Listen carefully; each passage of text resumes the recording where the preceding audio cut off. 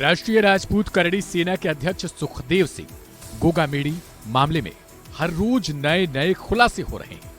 Police लगातार उनसे कड़ाई से पूछताछ भी कर रही है और अब इस मामले में बड़ी अपडेट एक बार फिर से सामने आई है। सुखदेव सिंह गोगामेडी केस में एक लेडी डॉन पूजा सैनी की प्रमुख भूमिका बताई जा रही है।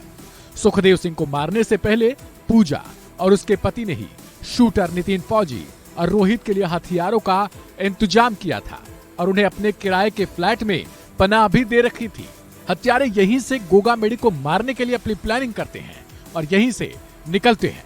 दरअसल करड़ी सेना प्रमुख सुखदेव सिंह गोगामेडी की हत्या में लेडी डॉन पूजा सैनी की भूमिका अहम मानी जा रही है। पूजा सैनी कॉलेज में पढ़ाई के दौरान हथियार तस्कर महेंद्र के प्यार में पड़ गई थी, जिसके बाद दोनों ने वहीं शादी कर ली थी।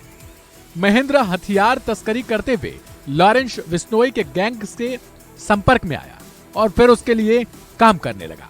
गोगामेडी की हत्या में भी उसने हथियार दिए थे। आज तक पर छपी एक रिपोर्ट के मुताबिक पूजा सैनी और महेंद्र ने न सिर्फ गोगामेडी की हत्या से करीब एक हफ्ते पहले अपने फ्लैट में नितिन फौजी के रुकने की व्यवस्था की थी, बल्कि दोनों पति पत्नी ने ही हत्या के लिए जिगाना पिस्टल जैसा हथियार का भी इंतजाम किया था। लेडी डॉन पूजा का हाथ हथियार सप्लाई करने से लेकर फर्जी आईडी सप्लाई करने में रहा है। पूजा भी इन सारे कृत्यों में साथ रही है, जिसको उसके पति ने अंजाम दिया है।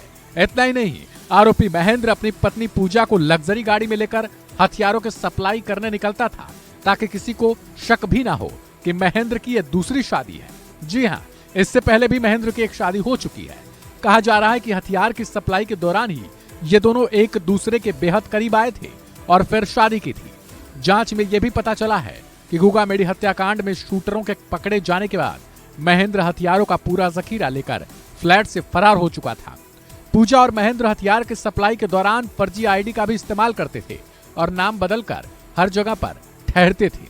पूछताछ में यह भी खुलासा हुआ है कि गोगामेडी की हत्या के बाद भागने के लिए 20,000 रुपए की बाइक पहले से ही खरीदी गई थी, जो दूसरे शूटर रोहित ने खरीदवाई थी। इन शूटरों ने नवीन शेखावत के कारण ही गोगामेडी के घर तक पहुंचे में सफलता पाई। कुछ ही मिनटों की देरी में गोगामेडी की हत्या कर शेखावत को भी गोलियों से भून डाला था। यानी जैसे जैसे मामला आगे बढ़ रहा है, वैसे वैसे नित नए खुलासे हो रहे हैं। केस की जांच के लिए एसआईटी का भी गठन किया गया है। लिहाजा अभी और इंतजार करना होगा और देखना होगा कि आगे कौन सा ऐसा खुलासा है जो होना अभी बाकी है। हो सकता है इससे भी अधिक चौंकाने वाले खुलासे सामने आए। इस खबर में फिलहाल इतना ही। बाकी की अहम और ताजा अपडेट्स के लिए सब्सक्राइब करें वन इंडिया हिंदी।